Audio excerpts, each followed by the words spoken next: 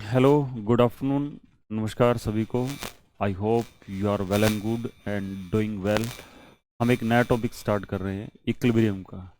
और 11th class में आपको ये दो पार्ट्स में पढ़ाया जाता है। पहला इसका केमिकल इक्विलिब्रियम होता है, दूसरा इसका होता है आपका आयनिक इक्विलिब्रियम। ओके। और इम्पोर्टेंट टॉपिक है अभी आपका कंपटीशन पॉइंट ऑफ व्यू से। बहुत सारे क्वेश्चन जो है ना आपके पूछे जाते हैं, बेसिक क्वेश्चन आते हैं हमारे, डायरेक्ट फॉर्मूला बेस्ड आते हैं हमारे। ठीक है, कंसेप्ट है उसको अच्छे से जो ना आपको रिवाइज करना है, लर्न करना है, याद करना है, लिखना है, शॉर्ट नोट्स बनाने हैं। ओके। तो इस जो ना चैप्टर में डिस्कस क्या करना होता है हमें, अगर आपसे पूछा जाए है ना, कौन से टॉपिक्स जो ना आपके तैयार होने चाहिए, जिसके बेसिस पे फिर हम जो ना जो क्वेश्चंस वगैरह हम डिस्कस कर रहे हैं। ओके। ये जो ना वो आपके लिए जो ना वो फिर कंप्लीट हो जाएंगे हमारे। ठीक है, तो स्टार्ट करते हैं। अभी देखो इसमें अगर आपसे पूछे कि टॉपिक क्या डिस्कस करते हैं इसके अंदर, तो ना पहले तो आपको ना सबसे पहले तो पता होना चाहिए भी इक्विलिब्रियम होता क्या है। ठीक है, इक्विलिब्रियम है ना, टाइप ऑफ इक्विलिब्रियम। इक्विलिब्रियम क्या होता है, अभी इस चैप्टर में क्या क्या पढ़ाया जाता है आपको, अगर आपसे कोई पूछे तो। ओके। तो सबसे पहले आपको पता होना चाहिए इक्विलिब्रियम क्या होता है। ठीक है, पहले सबसे पहले आपको पता होना चाहिए कि व्हाट इज इक्विलिब्रियम। ओके, हम डिफाइन करेंगे किसको, इक्विलिब्रियम को। ओके, पहले तो सबसे पहले हम जो ना वो इक्विलिब्रियम को बताया जाता है कि इक्विलिब्रियम होता क्या है। ओके, फिर आपको बताया जाता है टाइप्स ऑफ इक्विलिब्रियम, है ना। टाइप्स ऑफ इक्विलिब्रियम की इक्विलिब्रियम जो होता है ना वो कितने टाइप का होता है ना। तो इसमें दो टाइप के बताया जाता है आपको, physical and chemical equilibrium. Okay, ये दो टाइप के जो ना आपको इक्विलिब्रियम बताए जाते हैं। फिर आपको जो ना ये बताया जाता है व्हाट आर द करेक्टरिस्टिक्स, है ना। करेक्टरिस्टिक्स आपको जो ना वो इक्विलिब्रियम के बताए जाते हैं ना, characteristics of equilibrium. Okay, equilibrium के क्या क्या करेक्टरिस्टिक्स होते हैं। फिर आपको जो ना इक्विलिब्रियम कांस्टेंट पढ़ाया जाता है ना। क्या पढ़ाया जाता है, इक्विलिब्रियम कांस्टेंट। ओके, और इक्विलिब्रियम कांस्टेंट पढ़ाने के बाद में आपको ये बताया जाता है कि इक्विलिब्रियम कांस्टेंट कितने टाइप का होता है। तो दो टाइप का होता है हमारा, एक तो केपी होता है, दूसरा क्या होता है हमारा, केसी होता है। ओके, इसमें हम प्रेशर टर्म जो इंक्लूड करते हैं, और इसमें क्या होता है दूसरे वाले में क्या होता है हमारा, कंसंट्रेशन टर्म्स होती है। ओके, फिर आपको ना क्या बताया जाता है, आपको करेक्टरिस्टिक्स बताए जाते हैं आपके। ओके, आपको ना करेक्टरिस्टिक्स बताते थे of equilibrium constant. Equilibrium constant जो आपका इक्विलिब्रियम के ऊपर जो है एग्जिस्ट करता है आपका। ओके, तो उसमें क्या होता है, इक्विलिब्रियम कांस्टेंट के क्या है आपको करेक्टरिस्टिक्स पढ़ाए जाते हैं।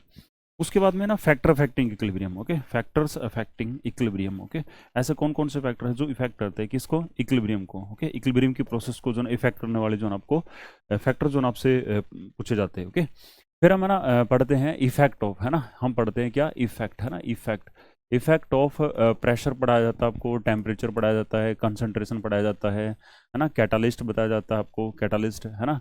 और एक और पढ़ाया जाता है एडिशन ऑफ इनर्ट गैस, है ना, addition of inert gas in equilibrium mixture. Okay, equilibrium mixture के अंदर जो ना आप इनर्ट गैस वगैरह ऐड करते हो तो क्या इफेक्ट पड़ता है। ओके, और ये सब जो ना इफेक्ट पढ़ाया जाता है आपको किसके बेसिस पे, ली चैटेलियर प्रिंसिपल के बेसिस पे। ओके, ली चैटेलियर जो है ना आपका प्रिंसिपल जो है ना इंपॉर्टेंट है भी आपका। ओके, तो इसके बेसिस पे जो ना आपको पढ़ाया जाता है। तो ये तो हमारा पार्ट है किसका, केमिकल इक्विलिब्रियम का। ओके, उसके बाद में हमारा आयनिक इक्विलिब्रियम आता है। तो आयनिक इक्विलिब्रियम में है ना दूसरा पार्ट होता है अभी आपका, पार्ट टू जो है ना आपका, पार्ट टू वो इसका होता है अभी आपका आयनिक इक्विलिब्रियम होता है। ठीक है, आयनिक इक्विलिब्रियम या आयनिक इक्विलिब्रिया बोलते हैं।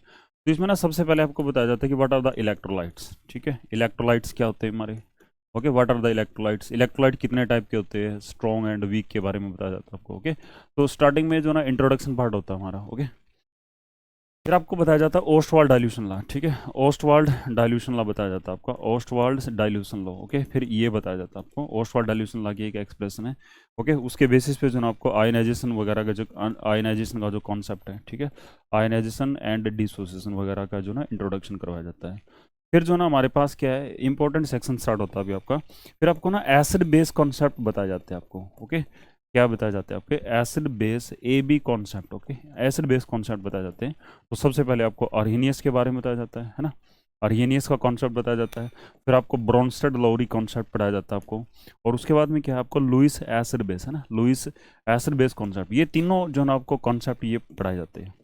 ओके, ये करवाने के बाद में ना आपको है ना पीएच, है ना, और पीएच से पहले भी है ना, पीएच से पहले भी जो है ना वो के डब्ल्यू बताया जाता है आपको, है ना, क्या, ionic product of water, ionic product of water. Okay, और आयनिक प्रोडक्ट ऑफ वाटर बताने के बाद में आपको पीएच बताई जाती है ना, कैसे सॉल्यूशन की जो ना पीएच फाइंड आउट करोगे। ओके, तो पीएच का फॉर्मूला आ जाता है भी आपका, है ना, पीएच का फॉर्मूला आ जाता है। और पीएच के फॉर्मूले के बाद में जो ना पीएच निकालनी होती है स्टार्टिंग में किसके लिए, स्ट्रॉन्ग एसिड वगैरह के लिए निकालेंगे स्ट्रॉन्ग एसिड, है ना, strong acid and strong base. Okay, strong acid और स्ट्रॉन्ग बेस के लिए हम पीएच निकालेंगे।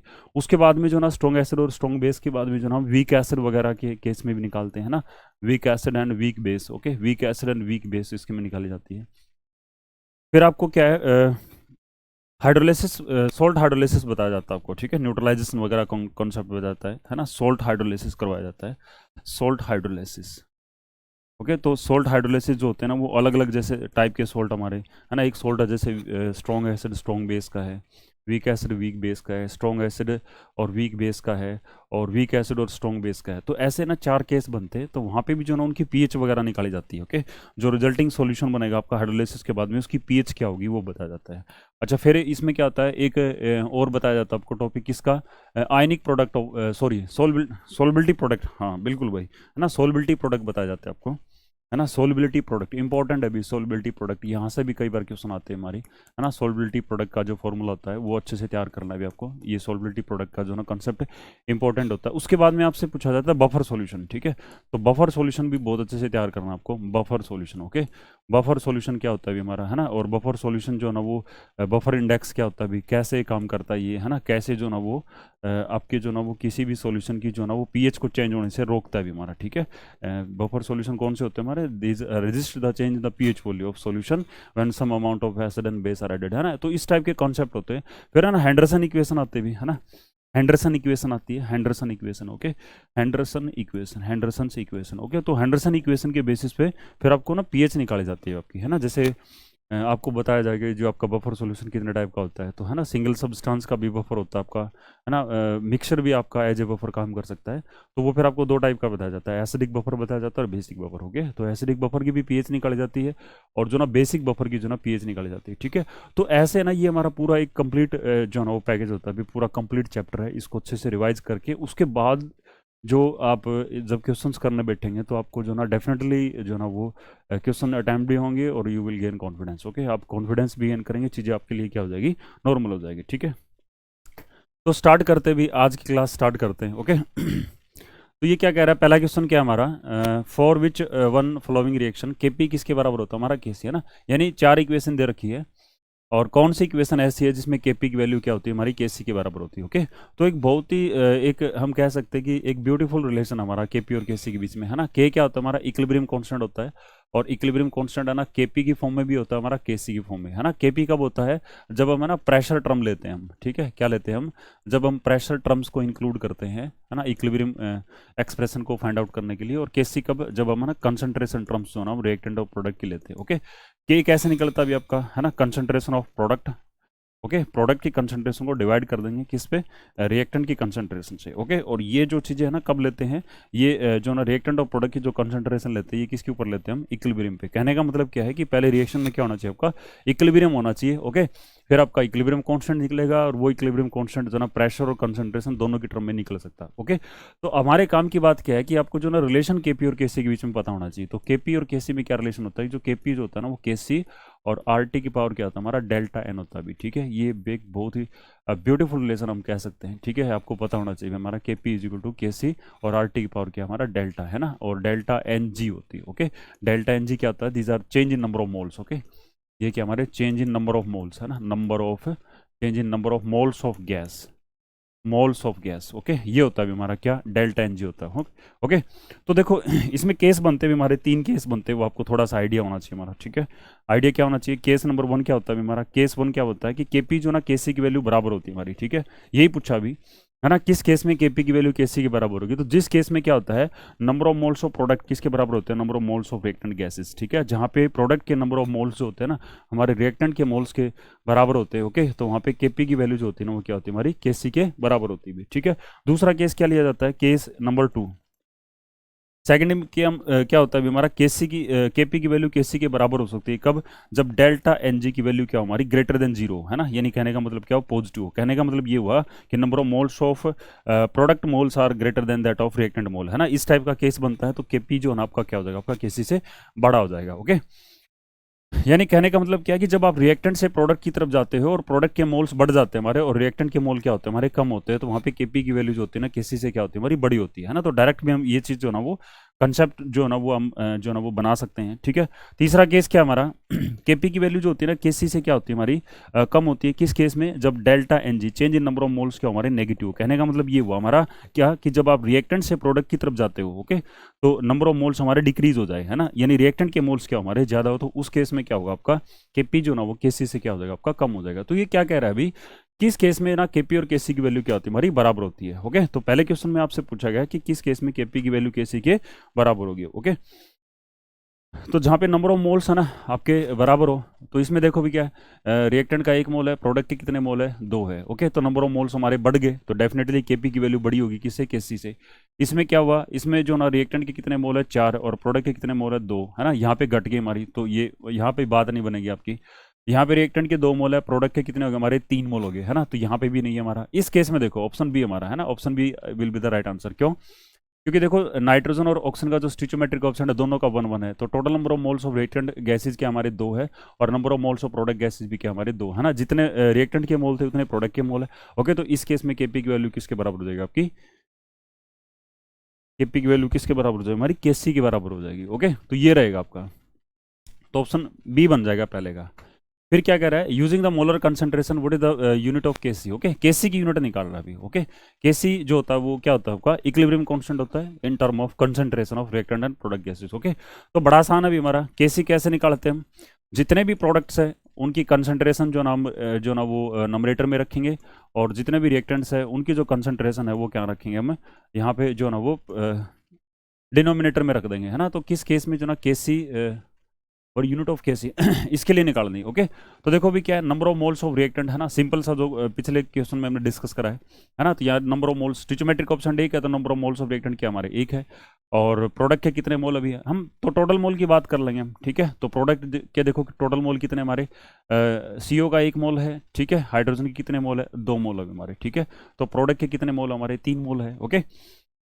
तो केसी कैसे निकलेगा अभी देखो, ऊपर भी कंसंट्रेशन टर्म है, नीचे भी क्या होती है हमारी कंसंट्रेशन टर्म। तो कंसंट्रेशन टर्म क्या होती है हमारी, मोल पर लीटर होती है हमारी, ठीक है, क्या होती है हमारी मोल पर लीटर, और नीचे भी क्या आपका मोल पर लीटर भी, क्योंकि नीचे भी क्या हमारी, है ना, नीचे भी क्या आपकी कंसंट्रेशन है।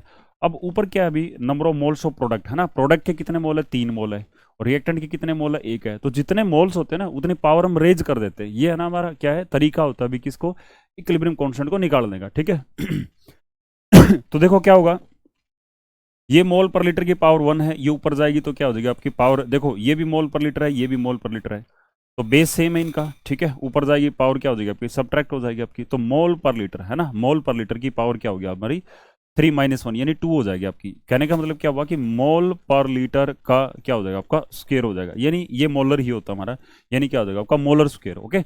तो आंसर क्या हो जाएगा हमारा इसमें, बी आंसर हो जाएगा अभी, ठीक है। तो यूनिट क्या बनेगी हमारी, आंसर बी बन जाएगा। अगर आपका ना ये देखो, ये तो हमारा क्या केसी है, अगर केपी होता है ना, तो केपी होता तो वहां पे क्या लिख दे हम, केपी के केस में है ना एक जनरल अगर हम कंसेप्ट बनाए केपी और केसी का, तो हम वहां पे क्या लिखते हैं, देखो प्रेशर की टर्म होती है, और प्रेशर क्या होता है हमारा एटीएम में होता है, ठीक है, और एटीएम की पावर क्या होती है हमारी डेल्टा एन जी, ओके, ये हो जाएगा आपका। और केसी की जो ना वो जनरल यूनिट पूछ ले आपसे, तो क्या बताओगे, कंसंट्रेशन क्या होती है हमारी मोल पर लीटर के अंदर, ओके। और डेल्टा एन, है ना, डेल्टा एन मतलब change in number of moles, है ना, डेल्टा एन क्या हमारे चेंज इन नंबर। देखो यहाँ पे जी क्यों लिखा, क्योंकि जो केपी है ना, केपी डिफाइंड होता है किसके लिए, गैसेज के लिए, तो यहाँ पे क्या हो जाएगा आपका change in number of moles of gas, है ना। और जो ना प्रेशर जो ना वो किसके अंदर मेजर करते हैं हम, एटीएम के अंदर, है ना। तो एटीएम की पावर डेल्टा एन जी ये किसके लिए हो जाएगा आपका, केपी के लिए हो जाएगा, और मोल पर लीटर की पावर डेल्टा एन ये किसके लिए हो जाएगा आपका, केसी के लिए, है ना। तो डायरेक्ट अगर आप डेल्टा एन क्या है, डेल्टा एन कैसे निकालते हैं आपको पता होना चाहिए आपका, है ना। चेंज नंबर ऑफ मोल्स कैसे निकालेंगे हम, प्रोडक्ट के मोल में से और रिएक्टेंट के मोल्स को क्या कर देंगे, सब्ट्रैक्ट कर देंगे, तो वहां से क्या है डेल्टा एन जी, है ना। तो डायरेक्ट पुट कर देंगे भी, है ना, तो हमारे लिए जो है ना वो टाइम सेविंग हो जाएगा आपका। नेक्स्ट है the unit of KP for the reaction, है ना, केपी की ना यूनिट बतानी है आपको, तो क्या करोगे, प्रोडक्ट और डिवाइड बाय क्या है रिएक्टेंट, है ना, प्रेशर ऑफ प्रोडक्ट गैसेज और डिवाइड बाय क्या हो जाएगा आपका प्रेशर ऑफ रिएक्टेंट गैसेज, है ना। तो प्रोडक्ट के मोल कितने वो देख लो भी, प्रोडक्ट के कितने मोल है, मीथेन का 1 मोल है, और हाइड्रोजन सल्फाइड के कितने मोल है 2, तो 3 मोल है हमारे, ओके। और नीचे देखो भी क्या हमारा ये वाला देखो, रिएक्टेंट के कितने मोल है, 1 मोल कार्बन डाइसल्फाइड का है, और 4 मोल किसके हमारे हाइड्रोजन के, तो टोटल नंबर ऑफ मोल्स कितने हो गए 5, ओके। तो रिएक्टेंट के कितने मोल है हमारे 5 हो जाएंगे, ओके। तो क्या हो जाएगा आपको बताओ भाई, है ना, सिंपल सा वही वाला कॉन्सेप्ट डायरेक्ट रख दें, क्या एटीएम, है ना, एटीएम और की power delta n g, okay. तो डेल्टा एन जी कैसे कैसे निकालेंगे, 3 में से 5 है ना, change in number of moles है ना, delta n g, change in number of moles. Okay, product में से, प्रोडक्ट के मोल में से रिएक्टेंट के मोल घटा दिए तो कितना आ गया हमारे -2, तो क्या हो जाएगा आपका एटीएम की पावर -2 है ना, एटीएम की पावर -2, एटीएम की पावर -2, तो ऑप्शन क्या हो जाएगा आपका बी ऑप्शन हो जाएगा अभी आपका, है ना। तो डायरेक्ट फॉर्मूले से भी निकाल सकते थे हम, है ना, इतना तामझाम करने की जरूरत नहीं थी आपको। नेक्स्ट हमारा फोर्थ है एक न्यूमेरिकल पोर्शन अभी इसके अंदर, ठीक है, और बड़ा आसान है भी हमारा। ओके, उसमें क्या पूछ रहा है अभी, फॉर ए सिस्टम, एक सिस्टम दे रखा है, केमिकल रिएक्शन दे रखी है, ओके, जिसमें इक्विलिब्रियम प्रेजेंट है, और इस इक्विलिब्रियम में कौन पार्टिसिपेट कर रहा है, ए और 2 मोल बी के पार्टिसिपेट कर रहे हैं, और 1 मोल किसका बन रहा है आपका सी का। ओके, और इक्विलिब्रियम पे ए और बी और सी तीनों की कंसंट्रेशन आपको बता रखी है, और आपको केपी जो ना वो को फाइंड आउट करना है। तो केपी कैसे निकालेंगे भी, है ना, के, है ना, के equilibrium constant in term of pressure निकलेगा भाई आपका। ओके, प्रेशर नहीं निकलेगा भाई, मोल पर लीटर में दे रखा, तो क्या निकलेगा आपका केसी निकलेगा यहाँ पे।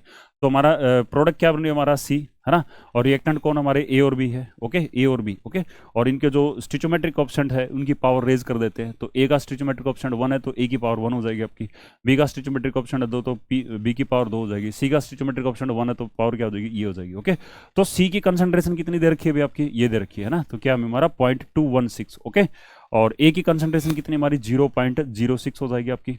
ओके, और बी की कंसंट्रेशन कितनी हमारी 0.12 हो जाएगी। ओके, तो सिंप्लीफाई कर लेंगे भी, तो यहां से किसकी वैल्यू हो जाएगी हमारी इक्विलिब्रियम कांस्टेंट यानी के ई क्यू की वैल्यू हो जाएगी आपको। ओके, तो मैं एक बार चेक करके बता देता हूँ आपको, है ना, न्यूमेरिकल वैल्यू क्या रहेगी, है ना। तो सिंप्लीफाई करेंगे तो बड़ा लंबा हो जाएगा हमारे लिए, तो हम डायरेक्ट इसको बता देंगे, ठीक है। तो इसकी वैल्यू 250 आती है हमारी, है ना, 250 आएगी भी आपकी, है ना। तो सिंपल एक फॉर्मूला था, फॉर्मूले में जो है ना आपको पुट करना है, तो इसकी वैल्यू क्या हो जाएगी आपकी 250 आ जाएगी। ओके, और इक्विलिब्रियम कांस्टेंट क्योंकि कांस्टेंट होता है, ठीक है, तो इसकी कोई यूनिट नहीं होती हमारी। ओके, इस चीज को भी ध्यान रखना है। फिर क्या अभी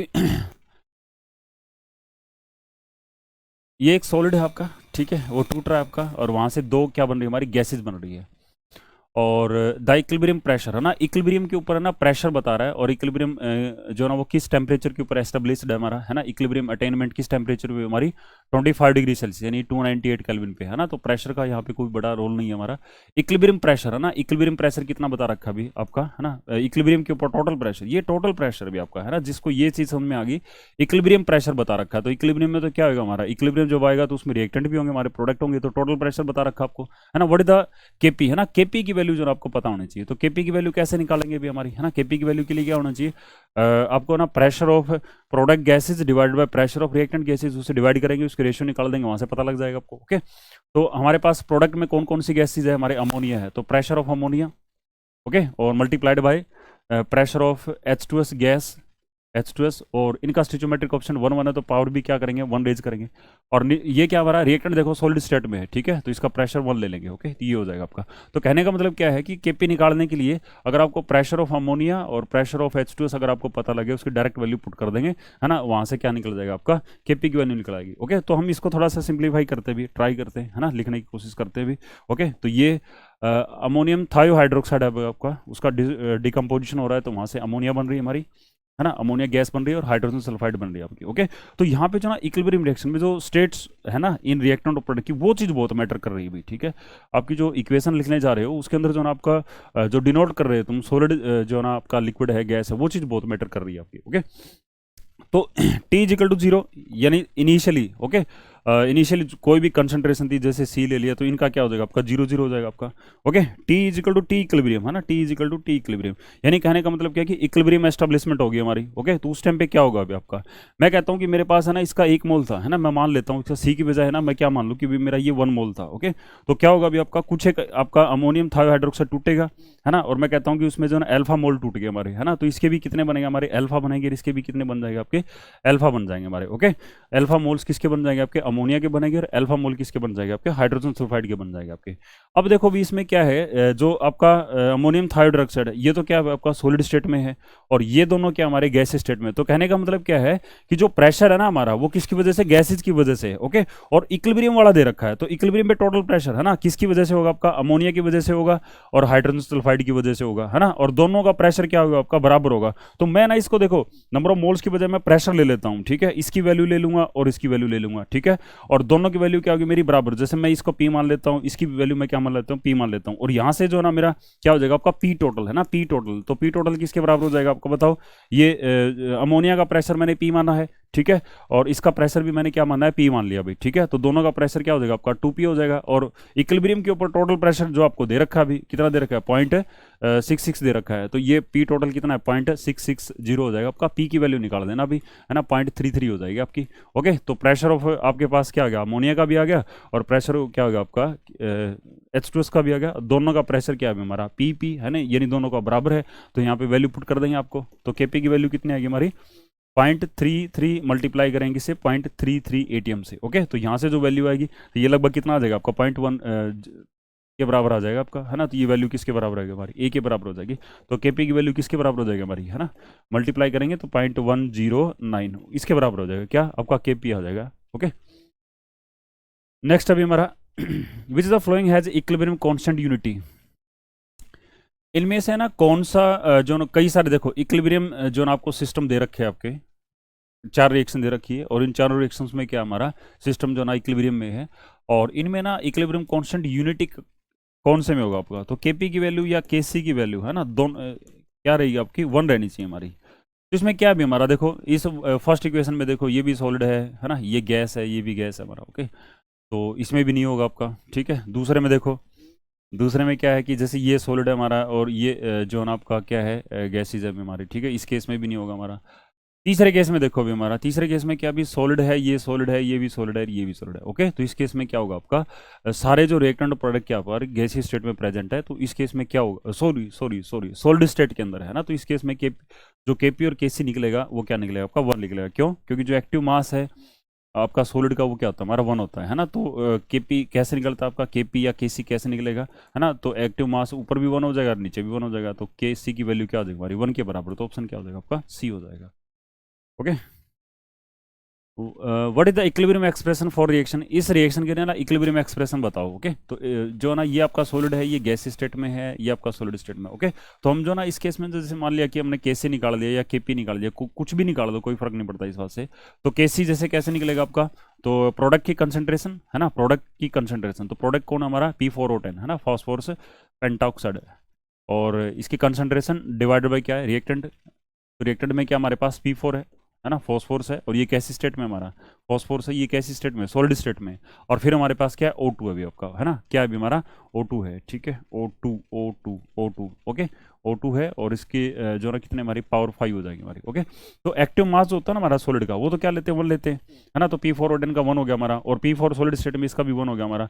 इसका क्या हो जाएगा आपका, है ना, O2, है ना, O2 की पावर कितनी होगी हमारी, 5 हो जाएगी।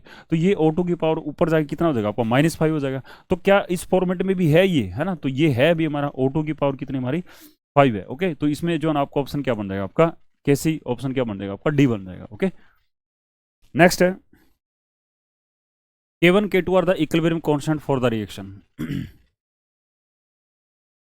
पहले रिएक्शन के लिए ना K1 K2 are the equilibrium constant for the reaction 1 and 2। Equation 1 के लिए जो इक्विलिब्रियम कांस्टेंट दे रखा है वो तो K1 दे रखा है। इक्वेशन 2 के लिए जो ना इक्विलिब्रियम कांस्टेंट क्या दे रखा है आपका, K2 दे रखा है।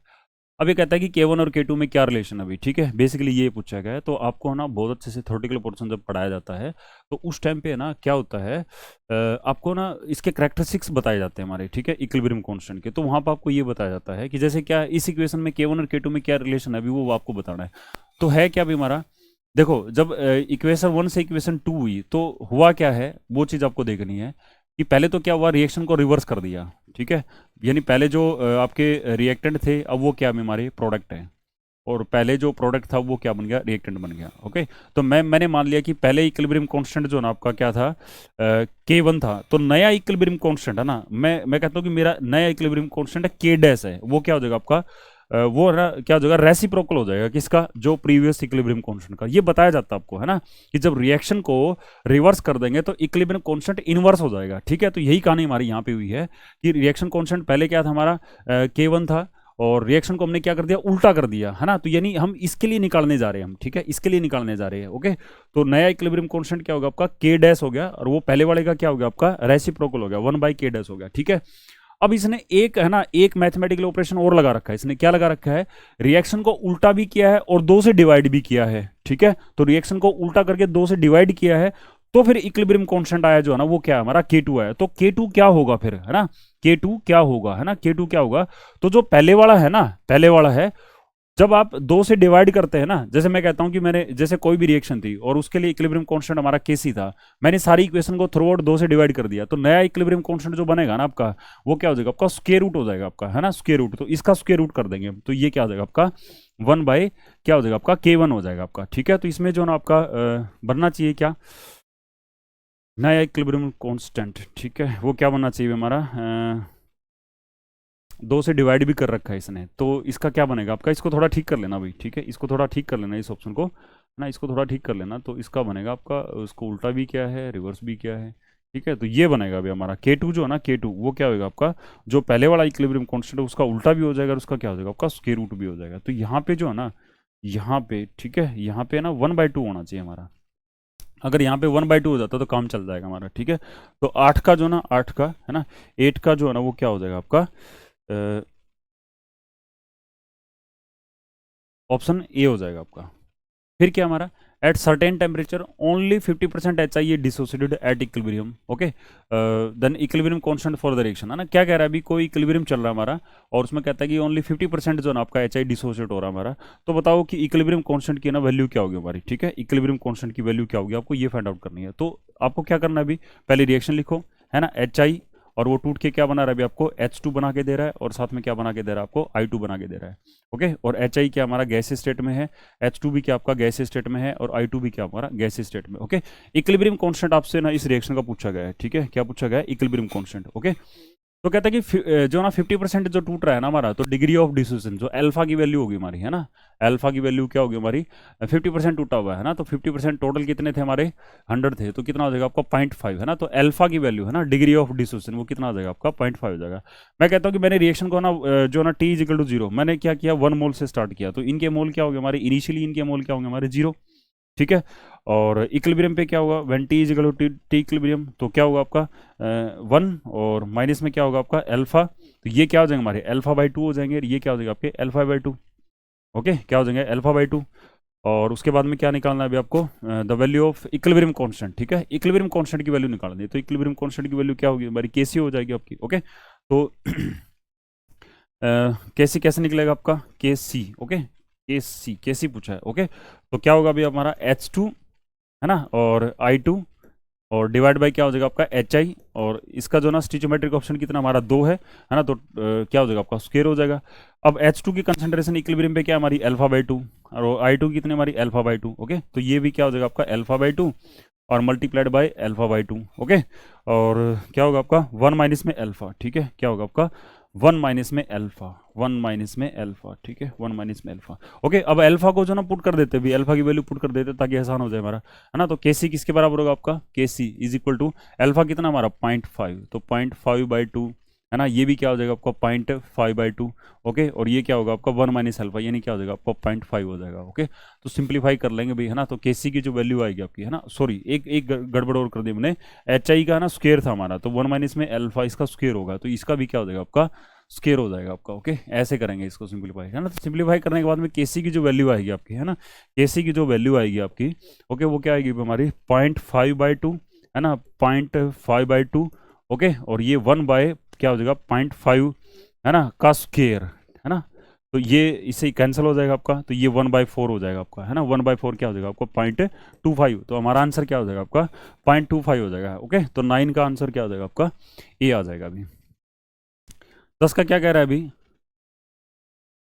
कंसिडर द रिएक्शन करो, कंसिडर करनी है आपको रिएक्शन ABCD जिसके अंदर रिएक्टेंट और प्रोडक्ट है, विच अकर इन वन स्टेप, है ना, सिंगल स्टेप रिएक्शन है, specific rate constant are this and this, है ना, ये specific for forward and reverse reaction. Okay, इस रिएक्शन का देखो A और AB जो ना C और D बना रहे, ये तो क्या हमारी फॉरवर्ड रिएक्शन है ना, तो फॉरवर्ड रिएक्शन का जो इक्विलिब्रियम कांस्टेंट उसको हमने क्या किया, KF से डिनोट कर दिया, KF for equilibrium constant for the forward reaction, और KB क्या हो जाएगा आपको फॉर बैकवर्ड रिएक्शन। ओके, अब इसने फॉरवर्ड और बैकवर्ड की जो ना बता रखी है, रिवर्स यानी बैकवर्ड ही होता हमारा। ओके, तो KF की वैल्यू जो ने सिर्फ कितनी बताई है 0.25 बताई है, और जो KB की वैल्यू है ना उसने बाद में बताई है, ये कितनी है 5000 है हमारी। ओके, इक्विलिब्रियम कांस्टेंट कैसे निकालते हैं हम, तो KF डिवाइडेड बाय क्या होता है हमारा KB होता है, तो KF की वैल्यू कितनी हमारी 0.25, और KB की वैल्यू कितनी हमारी 5000, है ना, तो ये सिंप्लीफाई करोगे तो क्या आएगा आपका 0.25 और डिवाइड बाय 5, और ये 10⁻³ ऊपर जाके क्या हो जाएगा 10⁻³ हो जाएगा आपका, सॉरी -3 होगा यार, है ना। 5000 को ये ऐसे लिख सकते हैं ना, 5 इंटू में 1000 ना, 1000 को 10⁻³ बना दिया और 3 नीचे वाला ऊपर जाएगा, -3 हो जाएगा। तो ये सिंप्लीफाई करेंगे तो ये क्या आएगा, 0.5 इंटू में 10⁻³ यानी 5 इंटू में 10⁻⁴। ओके, तो 10⁻⁴ ये आंसर होना चाहिए, 5 इंटू में 10⁻⁴, 5 इंटू में 10⁻⁴।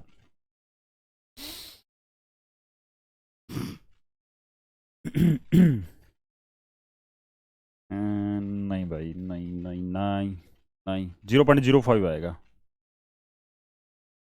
है ना, 0.05, 0.05। तो ये आंसर क्या आएगा आपका, 5 इंटू में 10⁻⁻5 आ जाएगा। आंसर तो मिला दिया अभी हमने, ठीक है, आंसर तो हमारा मिल गया है ना। तो 10 का ऑप्शन क्या हो जाएगा आपका, सी हो जाएगा। 10 का ऑप्शन क्या हो जाएगा आपका, सी हो जाएगा। ओके, अगला है 11th question, for the reaction this and this, KC ये है, और what must be the volume of flask if a mixer of 2 mole A B C, है ना, if a mixer of 2 mole of each, है ना।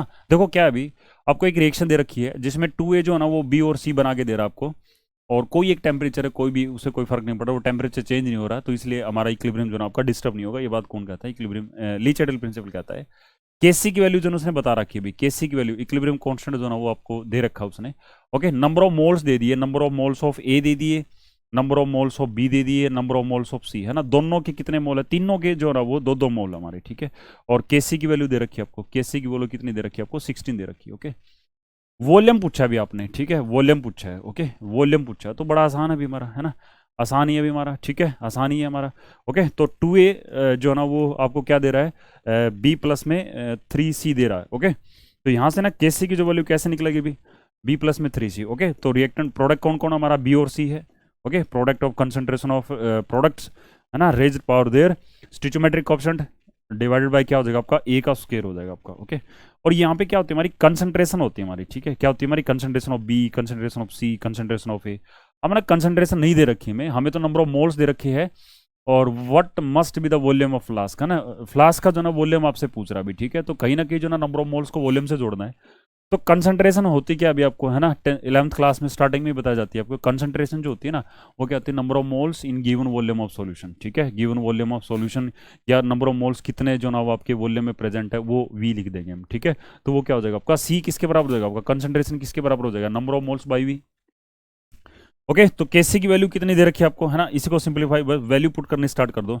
Concentration of A, concentration of क्या है, number of moles कितने हमारे, 2 है, और वो फ्लास्क है ना, फ्लास्क है ना, ए के फ्लास्क में पड़ा है क्योंकि मिक्सर अभी हमारा, है ना, देखो ए और बी का मिक्सर है, जिस किसी भी फ्लास्क में पड़ा है, तो फ्लास्क का वॉल्यूम कितना मान लिया हमने, वी मान लिया। ओके, तो ये कंसंट्रेशन ऑफ ए।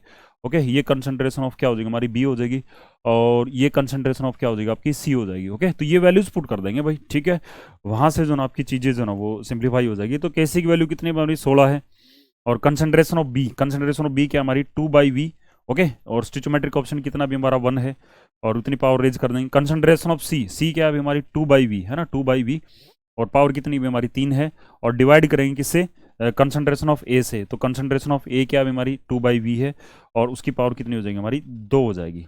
ओके, तो 2/V की पावर ऊपर 3 है, नीचे पावर कितनी हमारी 2 है, तो ऊपर पावर 1 बच जाएगी हमारी, है ना, तो 16 यानी 16 दैट इज इक्वल टू, ये 2/V की पावर 1, ये एक पावर यहाँ से बच जाएगी हमारी, तो ये क्या लिखेंगे हम, 2/V, है ना, 2/V की पावर कितनी हो जाएगी हमारी 2 हो जाएगी। ओके, 2/V की पावर क्या हो जाएगी आपकी 2 हो जाएगी, बस इसको सिंप्लीफाई कर लो भाई, है ना। तो क्या आएगा हमारा वॉल्यूम, अगर आपसे, है ना, वॉल्यूम आ जाएगा यहाँ से, तो 16 इज इक्वल टू क्या है हमारा 2/V, है ना, यानी 4 डिवाइड बाई क्या हो जाएगा आपका वी स्क्वायर, तो वी स्क्वायर किसके बराबर हो जाएगा आपका 4/16, तो ये क्या आ जाएगा आपका 1/4, है ना, और 1/4 इसका स्क्वायर रूट करेंगे तो कितना आ जाएगा आपका 1/2, है ना। तो वॉल्यूम कितना आ गया हमारा, वॉल्यूम ऑफ फ्लास्क, है ना, कितना आ जाएगा आपका 1/2 आ जाएगा आपका, है ना, क्या आ जाएगा आपका 1/2 हो जाएगा। तो ऐसे ही जो ना हम चीज़ों को सिंप्लीफाई कर लेंगे, है ना, तो बड़ा आसान है भी हमारा, अगर आपको कंसेप्ट अच्छे से पता है तो you can easily solve all these questions. Okay, तो ये क्लास कंप्लीट होती है हमारी, thank you, okay bye, take care.